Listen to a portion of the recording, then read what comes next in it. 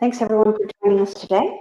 Today we're going to run through our P6-QA tool. We have a few improvements in it, and we're going to run through the standard features, give you some overview on why we built the tool and how it works. So I'm Nicole Jordan. I'm actually joining from Montreal today. I'm the founder and CEO of Emerald, and Marilyn Backstrom is one of our functional implementation specialists joining us from Edmonton today. She's going to do the hard work and show you the software. So let's touch on why we built P6-QA. Well, we built it for a few different reasons. So we were often hired by companies to critique their schedules or a schedule that they received from an engineering firm or a contractor. Okay, for a turnaround project or capital project, there was a variety of those kind of things. So we would do the critique, and we would use Excel and put data in it and give them statistics. And we said, there's got to be a better way. First of all, because usually we were called in at the last minute, they had a stage gate to get through, and it was usually very chaotic. Okay, so we really thought there's got to be a better way. So let's get a tool that will make this much easier. Now, what does that mean? Well, there are other third-party, very expensive tools that only maybe the senior scheduler uses. Well, we really didn't like that approach at all. We wanted it to be something that each scheduler could critique their own stuff as much as possible, right? They may still need some guidance from a more senior scheduler, but we wanted it to be something that was much more reliable, easier to see, and more consistent, so that you could do a lot of the heavy lifting yourself and as you were working. So because we became the bottleneck, sometimes we weren't always available when they were reaching out to us, and often the senior schedulers were overloaded. So they were also bottlenecks in the process. So we wanted to get rid of those bottlenecks and make sure that you could do it yourself, okay? And not have to have everything done by another person in another software tool. So what our tool lets you do, it lets you critique the schedule. Okay, so there's going to be basics that everyone wants to see. You know, are you missing logic? Do you have any lags? If you have lags, are you doing positive or negative lags? All these sort of standards, and there's lots of standards developed out in the marketplace. So, you know, the DCMA, and there's a few others, and I'll touch on those in a minute. Now, not all of the items that you're looking for are necessarily written out there in some best practice guide. Okay, so some of them are more business process for your own company. So we added the ability to create different monitoring items, because we've got our P6 calculator tool. So we take advantage of that functionality and embed it in QA to allow you to look at that. Okay, so this way you don't need to necessarily hire a third-party expensive company and at a last-minute panic. Okay, so those were the reasons that we went down this road and built P6-QA many years ago. So as I mentioned, there's basics that we're looking for. So schedule quality, durations is another one. You know, do you have really, really long activities, which make it hard to update, and also could mask really the work. So those are things, basics that we're looking for. Some others that you're looking for, of course, are constraints. Do we have a lot of constraints in the schedule? If you do, it's not really a schedule, it's a picture. And it makes it very, very difficult to update. So you're trying to avoid that. Is your schedule resource loaded? Is it cost loaded? If so, you know, what are some of the requirements there? And then, of course, once you started updating, you need to keep using the schedule, critiquing the QA tool to look at that as well. Okay, so again, our strategy was to put technology right into the P6 platform So you're not going to see another software tool. You're going to see all the stuff right in P6. So that was one of our key strategies, and we take that strategy whenever we can to make it easier to deploy and make it just more transparent, or seamless, if you will, for the P6 scheduling folks. Okay, so they don't have to bounce in and out of different tools. Now, you might push some of your data out to a reporting tool. So we have P6 Reporter. So lots of our clients have P6 Reporter. And then you take the data from P6 Reporter out to a reporting tool like a Power BI. And Mary Lynn will give you some glimpses of some different things that you can look at for your type of reporting. But this makes it more consistent with your other other reporting platforms you're already doing with P6. So it just makes it work in the similar manner. So as she runs through, you'll see a lot of different things that we check, and we meet most of the criteria for these, different industry standards, okay? And then we've got additional ones that are for clients, so they're business process ones. So we've got a huge set of different things that we monitor already in the software. And if you need additional ones, we can add them. So when it comes to things like business processes, it could be things like, did we apply all the activity codes that we want? Okay, so there's no mandatory activity code concept. So we can build that into P6-QA, and then you can monitor that. That's an example of a client-specific, business process-specific. Sorry, I got a frog in my throat here. Now, what this lets you do is it also lets you deploy different criteria for different kinds of projects. So if you're doing a shutdown, turnaround, outage type of project, what is a long activity is a very different prospect to a 5-year capital project, right? So, you know, a long activity in that case might be 2 days or 2 shifts, whereas in a capital project, that might be 3 months. Okay, so you need different criteria for your different kinds of projects. And if you're doing an OpEx project, of course, that could be maybe two months, 3 months. So you've got different criteria. So P6-QA allows you to set the criteria on a template if you want, then use that template, and you can modify it per project. So it's very flexible and it's easy to use for the P6 users. So it lets you tackle the different kinds of standards for the different kinds of projects very easily. And we've been building this tool for many years now. I think it's close to 10. So we've got a lot of different checks. So we've got special calendar checks. We've added statistics. So if you have 10 activities, 1 is failing, we've got the statistic, so that's 10% in that situation, but we've also put it into a time frame as to when it's failing. So meaning, is it at the beginning of the project? Is it in the middle of the project? Is it at the end of the project? Because where the problems are very important, as well as the fact that you have a problem, okay? So if most of my lags and are on the back of my schedule, I better really be watching that, because when we coach people on how to do good scheduling, you've got to focus obviously on what you know is coming.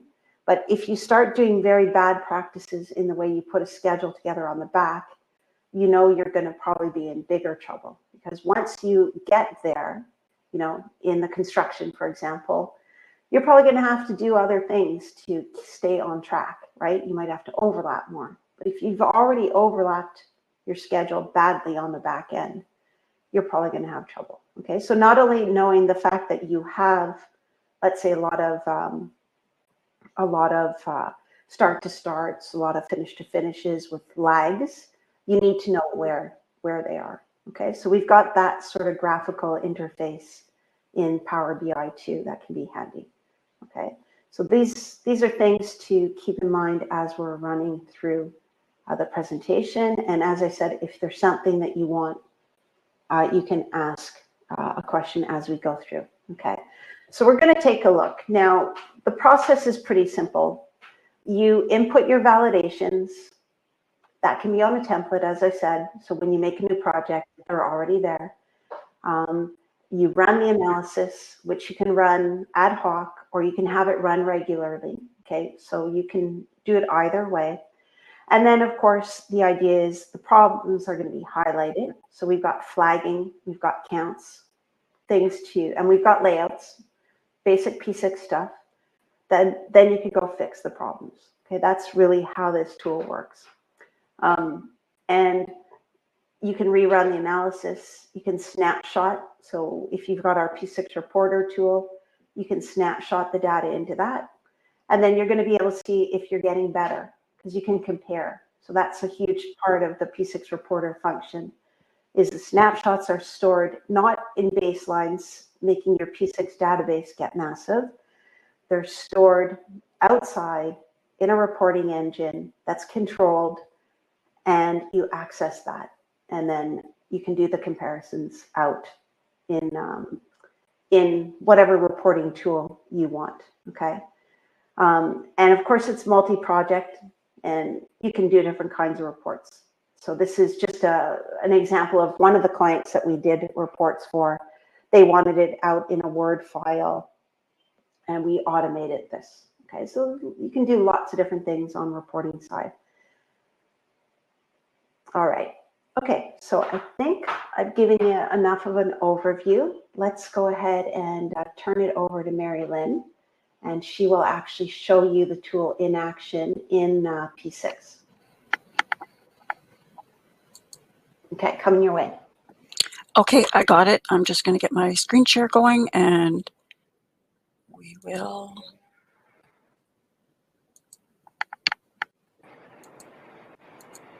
Hopefully, there we go.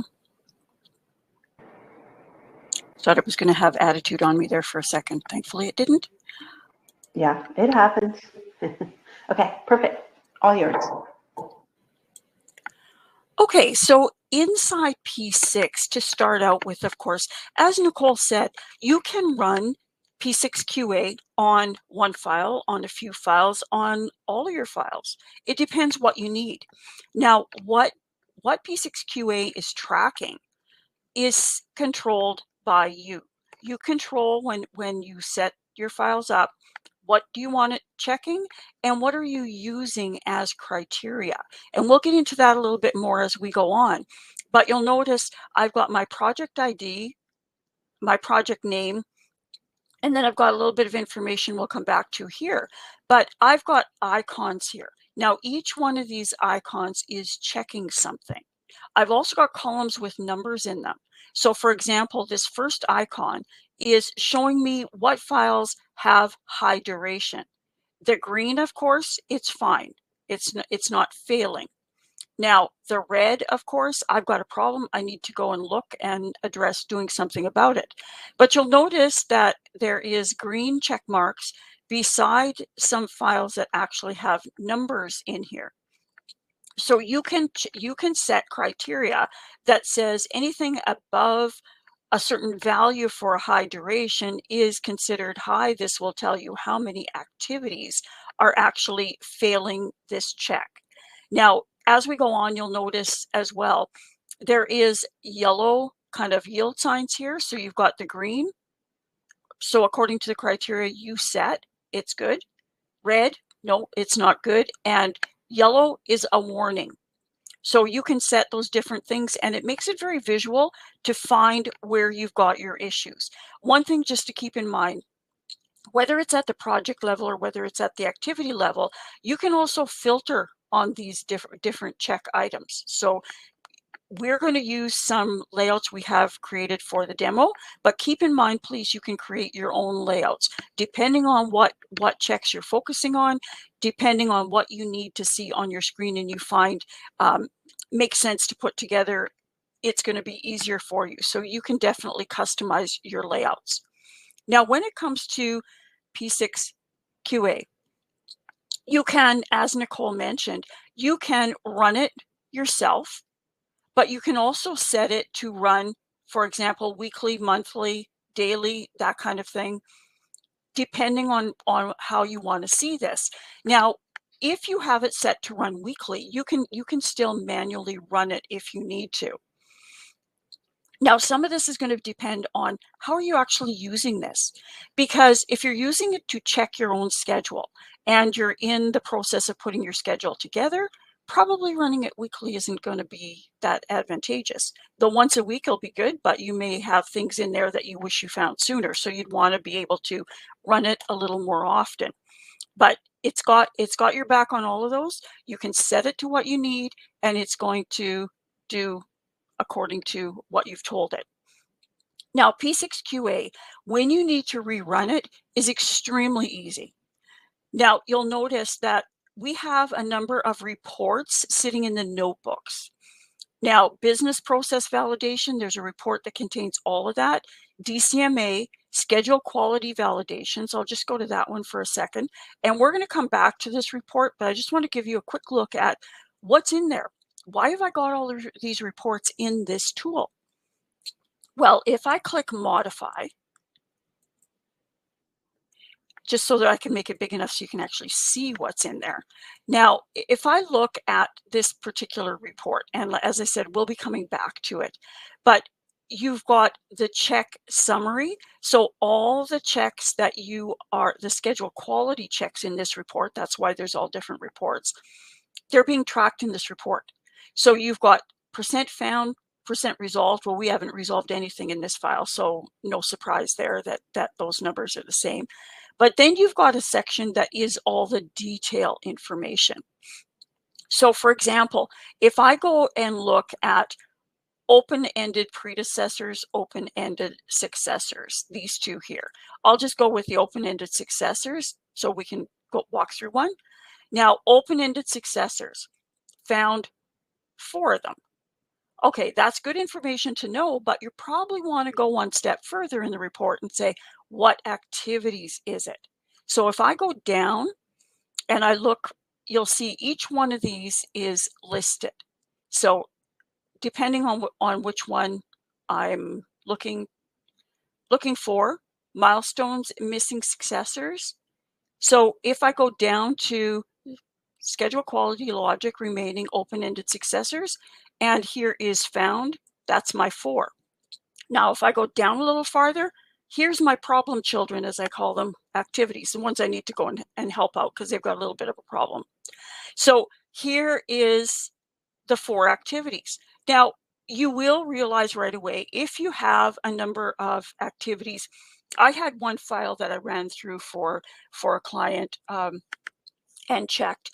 And for open-ended successors, they had 347. Now, of course, everybody knows that's not good. But the thing is, you're not going to get 347 listed on this report. What it's going to do is going to give you the first, I believe it's 20. And at least you know to start there. Now, you can also filter in P6 to find the whole list. So it's going to tell you exactly what's there. So you know what number you're looking for. It'll give you the first handful of them, and then if there is more than that, and it's created around the assumption, of course, that you hope that there's not that many, like over 300, over 200, that kind of thing, at least not very often. So there is a lot of information that's very helpful in these reports. I'm just going to say okay there for a second.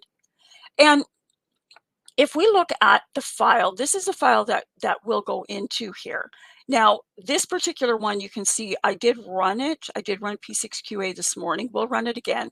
But when it's run, it changes the date there on these reports, and it will tell you last run date in the column if you've got it visible as well. So let's open this particular file and have a look at the activity level.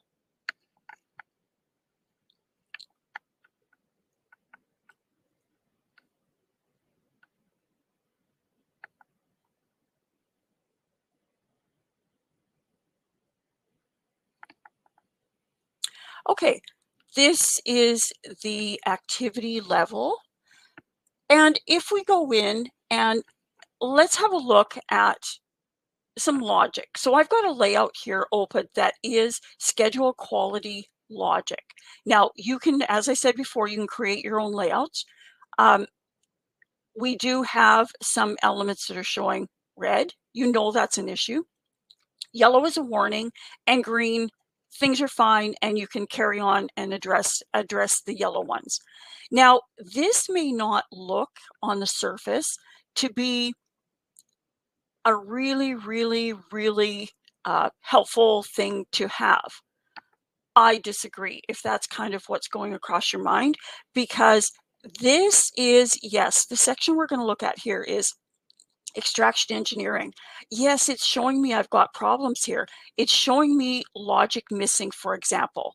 It's showing me predecessor missing and a successor missing.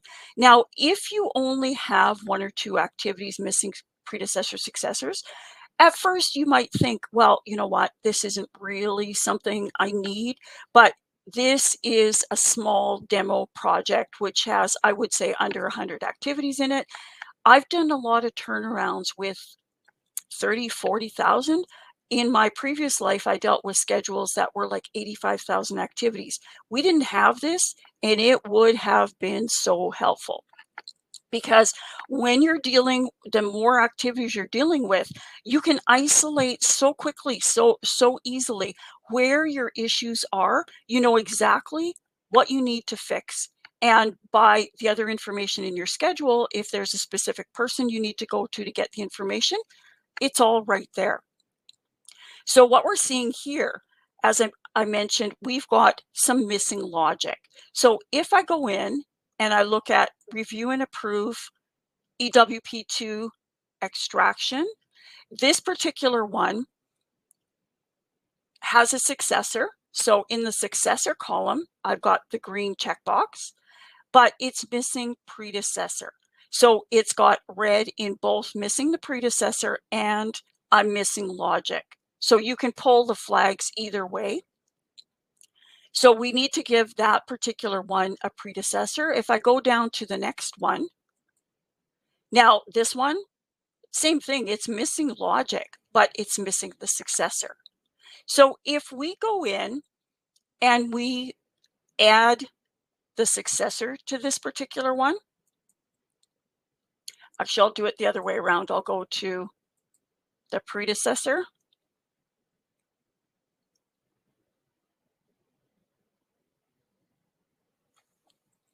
And we will go in and assign a predecessor to it. So what you would need to do, if it's not your logic, of course, you'd have to have the conversation with the person that you need. Okay, what logic does go in here? If you know what the logic should be, awesome. You need to go in and put it in. And sometimes these get missed, not because the information wasn't there, but because putting it in, it just plain got missed. So I'm going to give it, oops, which one am I on? 50. So I'm going to give it a predecessor. And now if I've given that one a predecessor, I can go in and I can fix all of them. Or what you can do is you can actually go in and run it after you fix one or two, depending on what you want to do. Now you'll notice that the element that I used to fix the review and approve was actually the other one. So by one addition of an activity, I've closed up the loop on both of them. Now, this doesn't tell us that right now. So when you've got some elements corrected, what you can do is just go back to projects, and all we have to do for this particular update, as we said before, is run it. So to do that, all I need to do in P6-QA last run date, take the date out. Because P6-QA behind the scenes is polling the projects that are to be run through P6-QA. So it's looking at it, and I've just taken that last run date out. So once it sees that, it's going to say, okay, there's something here I need to rerun. And as it goes and reruns that, you'll notice it will update the reports at the same time. So it's running it. Once it's got the information run, it'll populate not only your schedule, but it will recreate, so to speak, the reports for you. So depending on which you find easier to use, but in this case, you've got of course both available at the same time. So you can leave that run and you can carry on and look at fixing something else, or you can wait until you've got this run and carry on from there. This will keep on running even if you went and looked at, for example, constraints or something like that. It's going to let you carry on. So it's been rerun, and you can see by the date and the time here, it has recreated our reports. Now, we were looking at the predecessor successors. So if I go back into predecessor successors here, just have to make it bigger. This is a P6 thing. I always tell people in training classes, and most of you, if you're P6 users, you know that it likes to jam and cram as much information into as teeny tiny little spot as it can. So usually you need to expand things a bit for readability. So if I look at predecessors and successors here,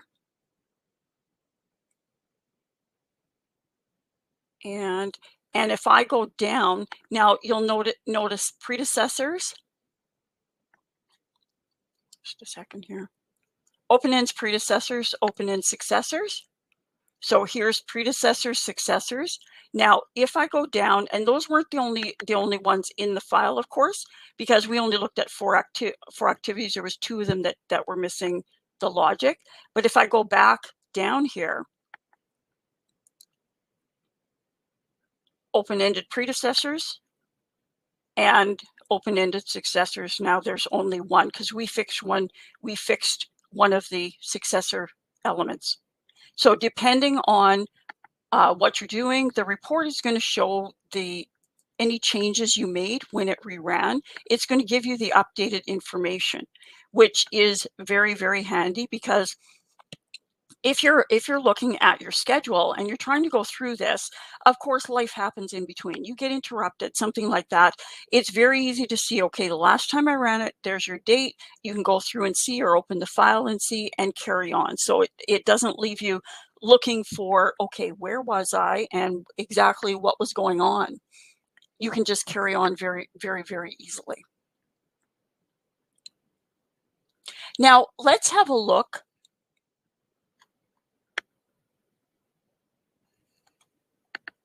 at when we're looking at these red, green, and the yellow signs. We do have the ability to control that ourselves. So when we're looking at that particular piece,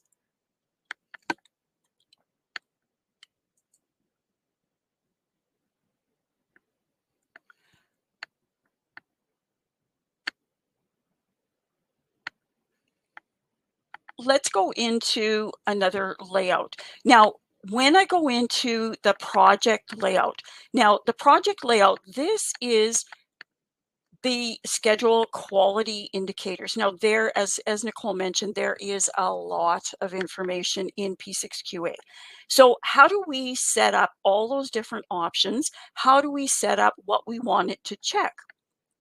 It's really, really very simple. You go into, and you can create a layout, and I'll just show you one of the layouts here. We're not going to go through a whole bunch because they all work along the same lines.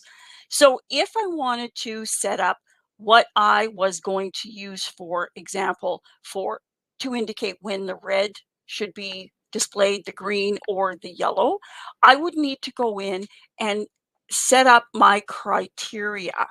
So business process criteria, schedule quality criteria, that's what you're looking to have a look at. And this is where you can set up high duration percent. So as Nicole was saying, not every project is going to have the same criteria, and rightly so. So you can go in and set whatever criteria. What do you consider a high duration percent? What do you consider the high duration target hours? That kind information. Now, there's a lot of information there, but when you set it up, this stays until you decide maybe you have to go in and check it or something. So this is definitely not something you have to do each time. But you can go in and you can set all the different elements. So here's your high float, your target hours.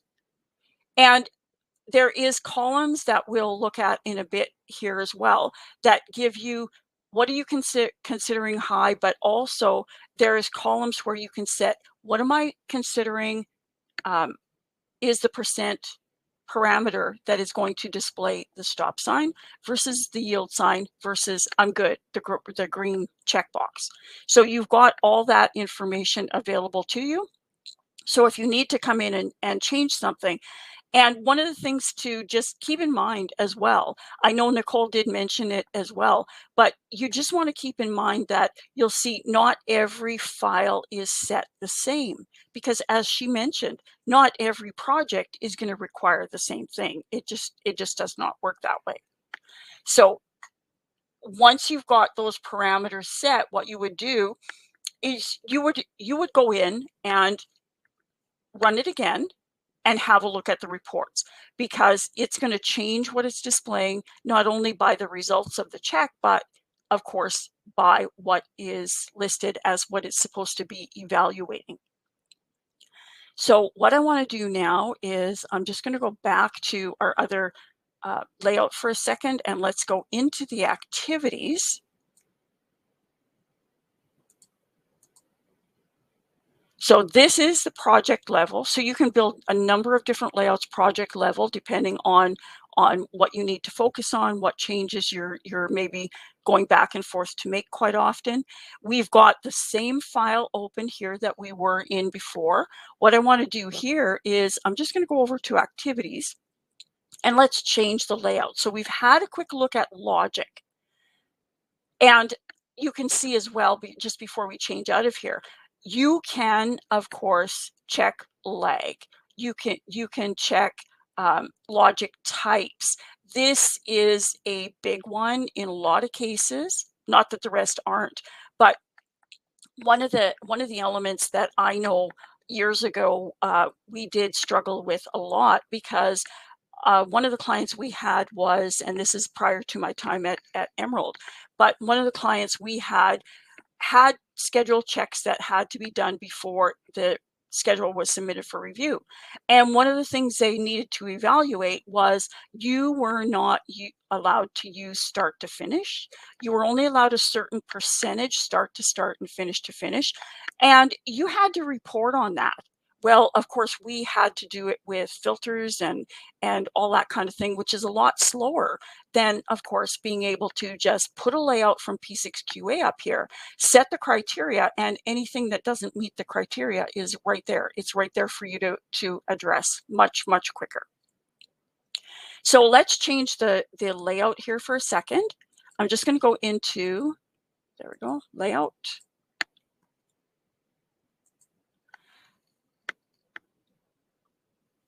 And let's look at duration and float. So we do have, again, a layout that's going to give us duration and float just below there, below what I was on. But again, can't reiterate it enough, create the layouts for what's going to be useful to you. Now we have some conditions here. We've got high duration. Now, we've got 3 of them here that are high duration, but if I check these activities, I'm just going to open one for a second so you can see where this is coming from. Now, this particular activity, if I go to the General tab, is level of effort. Well, that's not necessarily something that you're going to be terribly upset about if it shows up as high duration. However, you are not going to you don't want it turning up red because if somebody's looking at the report, they're going to think, okay, something's not fixed here. So there is another option in P6-QA that allows you to basically say to the software, you know what, I've looked at this, it's good. it's okay. It can stay the way it is. So in that case, for the level of effort, for high duration, what I can do is I can go in and I can change that to a blue star. And what that does is exactly that. It tells the software, you've looked at it, you're aware of the fact it has a high duration, but you're okay because there's a reason it has high duration. So you don't have to go through back and back and back with that showing up each time when you run the tool. So if I give those 3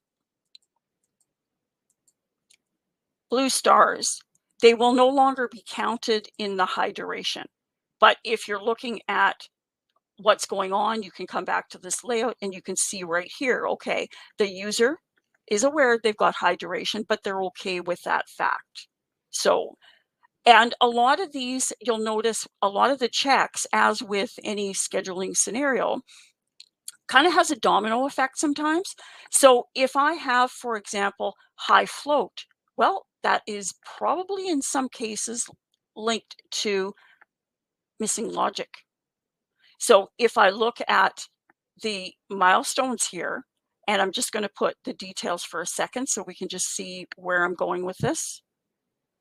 Well, we were going to.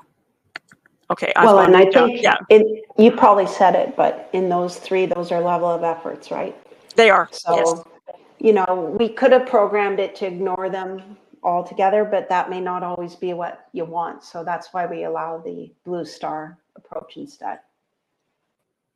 Yes, definitely. These ones we just went through here, that's what that's why I opened the details. This is level of effort. If I click down the others, they're all the same level of effort. Well, of course, it only makes sense that level of efforts in most cases can have a longer duration than just a normal activity. So yeah, we've looked at them. The software now knows, okay, somebody's looked at it.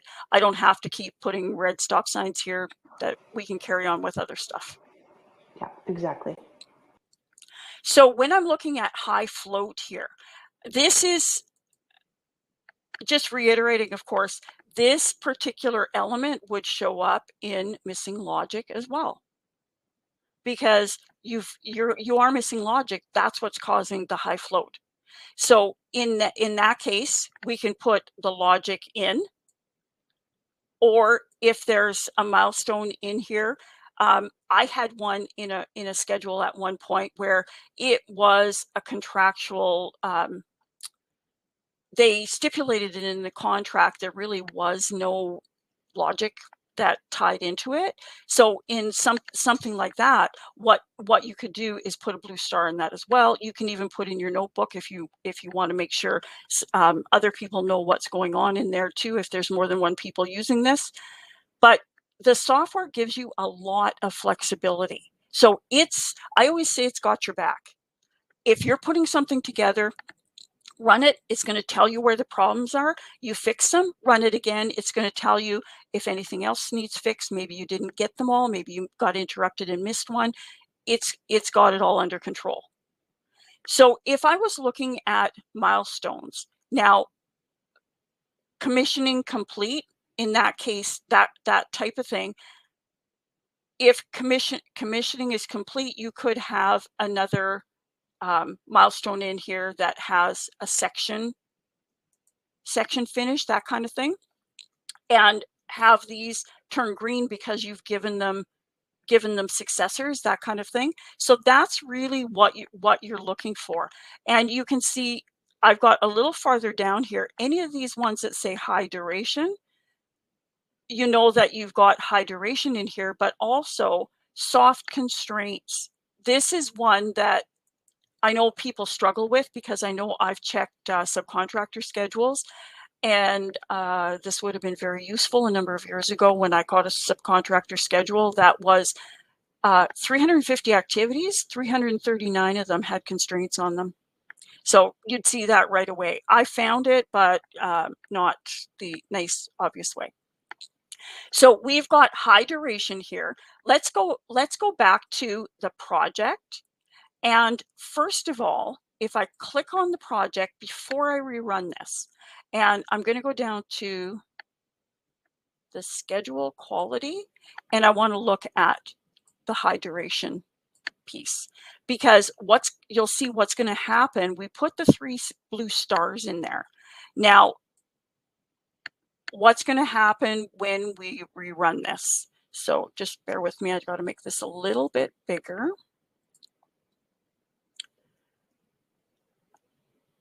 And one of the things, oops, I'm looking for duration high. There we go. I knew it was close to the bottom.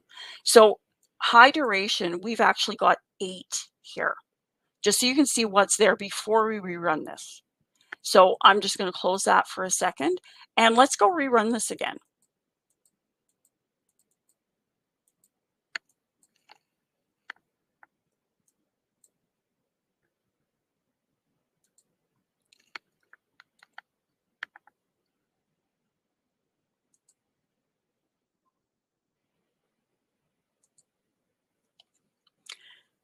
Just while that's running, just something to keep in mind, these reports, if you've got a section that is coming up with a number of activities that need attention, and those activities that need attention belong to, for example, a subcontractor.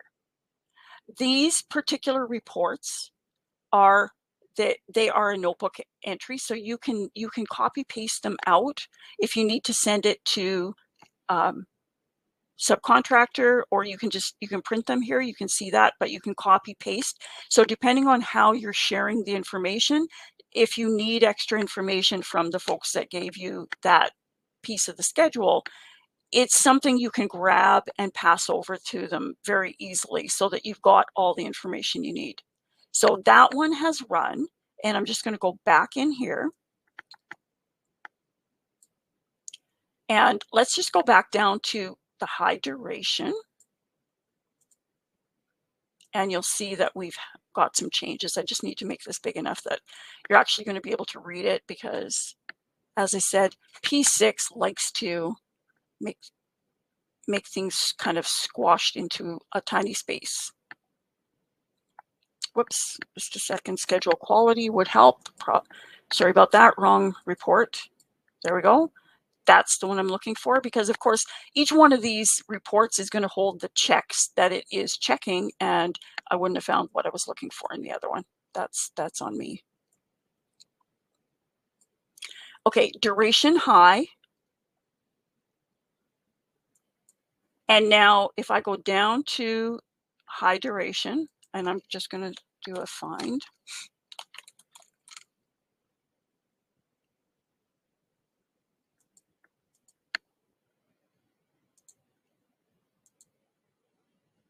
Okay, well, clearly that wasn't an option. That's my fault. Let's just go down and find the duration. Okay. That's lags. So you can go through the report, and I'm just going to go back to the top and just see where we're at here with the high duration. Okay. It'll be easier to find it is all. So high duration, 7 from the end. So I'm going to do it the other way, just 7 from the end.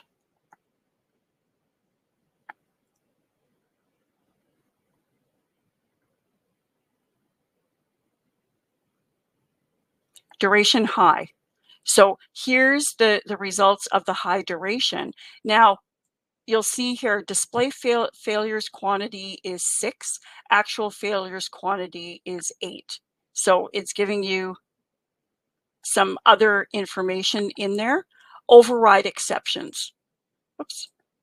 So you've got override exceptions, and all the information that you've got from that piece is in this report. So you can find any of the information that's being processed in these checks is going to be in the report, and it's going to make it really easy for you to, first of all, digest it yourself, and then pass it on to other people and get their assistance with this.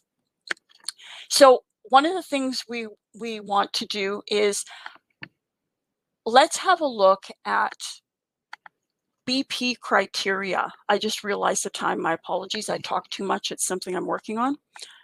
Clearly haven't made enough progress yet, but layout open. And what I want to show you is we have BP criteria, so business processes. Now, that's something that Nicole talked about as well. Now, you can set up business processes.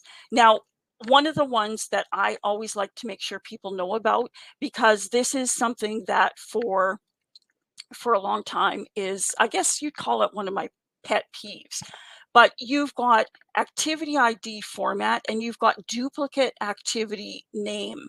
Now, the activity ID format, when I was dealing with the aircraft schedules, and there has been other schedules as well, our activity IDs required a certain breakdown. First two characters meant this, next four meant this, and on down the line. So we needed to make sure that they were broken down the way they were supposed to be, and nobody got a little bit lazy and just assumed the defaults in P6, which wouldn't have worked in any of our reports. Now, the other thing as well, when you're looking at a number of activities and they all have the same activity name, that doesn't work. I've worked a number of turnarounds where when I first saw the schedule, they would have, you would run reports, and for example, on one of them, I had 275 activities that said erect scaffold for the activity description. Now, you can issue reports like that to the field. Your updates are not going to be correct. I would bet money on it, and I'm not a gambling person, because of the fact that people are busy in any project, never mind turnarounds are even worse.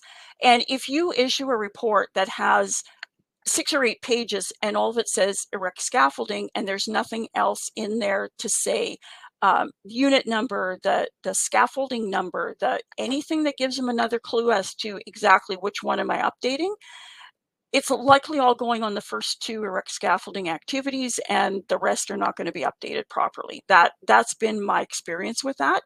So if you put something else in the description, I know in one project, what we did is we actually had to put another column in there that had the unit and the area, so at least they could get it by that, because it was too late in the game to get the descriptions changed. But you want to be able to check that and fix it beforehand is going to be a very good friend, because of the fact that your duplicate names are going to mess up field reports. Your activity ID format, if it's messed up, you can have things like I described where activities that should end up on a certain report don't end up there.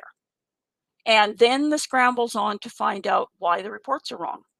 So if you make sure everything's in line to begin with, you don't have that headache.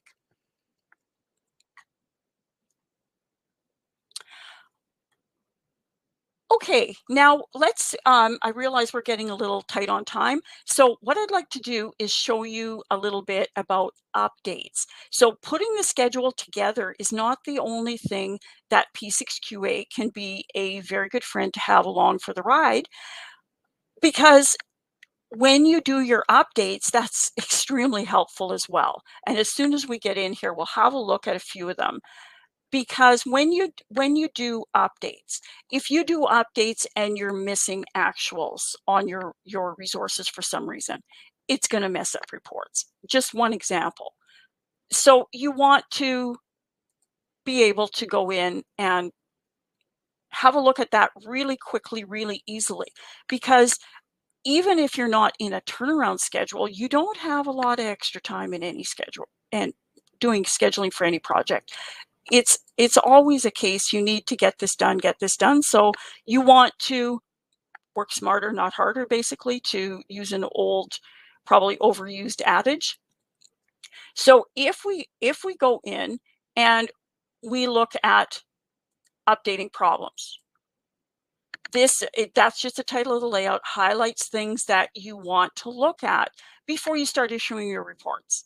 So if I'm looking at the first one here, I've got actual date is greater than the data date. Well, we all know that's a problem, but let's just see how closely P6 actually checks this. So if I go to this activity, and what I want to do is I'm going to the status. Okay, this particular activity started June 23rd, 2020, 8 a.m. It's saying the actual is greater than the data date. What is our data date? Let's go check. So if I look at the schedule, 23rd of June, 00, so midnight basically. The morning of the 23rd, and this is at 8 a.m. So it's saying, nope, that's after the data date, which is true, but that's how exact it's looking for it. It's not just a matter of did it happen on that day, and that's going to be more useful, of course, as well, because if the tool was only evaluating the day, you would have a problem checking anything for turnarounds, because in a lot of turnarounds, you're updating twice a day. So was it updated day shift, night shift? In that, if it was only checking the day, it wouldn't check that. So it's been designed to be able to check down to the hour. Now, you've got another one here. I did mention resources, and I'll just open this a bit. Resources over budget. Now, that is a very handy thing to be able to run after updates, because on what contract, on what project are you not tracking budgets? Are you not worried about things going over budget? It's always there. So if I click on that one and I go into resources here, now you'll see my budget units is 300. My actual units on both of these resources is 320. So it's telling me, okay, this took more hours. Maybe that's justifiable and you need a change order issued, that kind of thing. But it's giving you the information up front when it first calculates it and finds it, so you have more opportunity to get the rest of the paperwork going as required. Now, you also can see here, one last activity we've got here. We've got no resource actuals. So if I click on this, I've got no actuals here. So that's another one that it's going to tell you, okay, we've got a problem, and no actuals. That may interfere with a lot of your reports as well. And I see we're getting a little close to time. I do want to go one more place, and then I'll pass it back to Nicole. Now, one of the things I wanted to show you, Nicole did mention that you don't have to create layouts, create filters in P6 to get totals for the different pieces of information if you want them on the screen, like you can see here. This is a Power BI report for a specific project. Here's your report date, and it's giving you all the different pieces of information, for example, on all the DCMA checks, and broken down activity validations. So you can see right away, there's color coding here. Well, red is failing, just like it is in the P6-QA in P6, the stop signs. I can hover over, for example, missing logic, and I can see the check name is missing logic. And you can see I've got 55 failing. Well, that's quite a few. 55 activities that have missing logic can have a very large, of course, impact on your schedule. Now, I've got 11 that are sitting as warnings and 26 passed. Now, soft constraint, I've got 5 that are failing, and we'll just look at one more, high float. I've got 78 that are failing. So a report like this gives a bird's eye view of what checks is there some issues in that you need to dig deeper. And of course, there is more reports that you can run as far as different style of reports, not necessarily this type of graph. You could have it graphed over time to say, okay, when this project started, we were getting a lot of logic missing. Now we're down to less than half of what we had when the project started. So it could be the start of the execution or the start of the planning. So you could be tracking, maybe you've got new schedulers and you're looking at to see, okay, are things improving? We expect some issues to begin with because maybe they're rather new to it, but as long as you're making improvements. So on that note, I thank you all for your patience and for attending the webinar today, and I'll pass it back over to Nicole. Thanks, Marilyn. Yeah, so that last report, you know, we're pushing the data out of P6. In our case, we use our P6 reporter tool to store it. That way we can do snapshots. So we can see this month versus last month, and then produce a Power BI report, okay? Because lots of our clients are using Power BI for different dashboarding, so that's why we use that method in that example. But you can do it different ways, because not only the P6 users need to know what's going on with the Q quality, it also needs to be shared out. Okay, all right, great. So let's wrap it up. Thanks for attending the session. Hopefully you learned some interesting things. And as you can see, the user interface, there is no separate user interface for QA. It's all built right into P6. Okay, so that way you can control it. You can control the layouts, which allow you to control the different items that you actually want to QA. You don't have to use all the ones we showed you, and you can add your own. Okay, so makes it very user-friendly. There's a lot of benefits. It's easy to learn. And even if you're not a full-time scheduler, you can understand the outputs. And the outputs can be many different ways, as I showed you, into a Word file, into the notebooks. And it allows you to get your standards up within your team. The other thing is it's fast.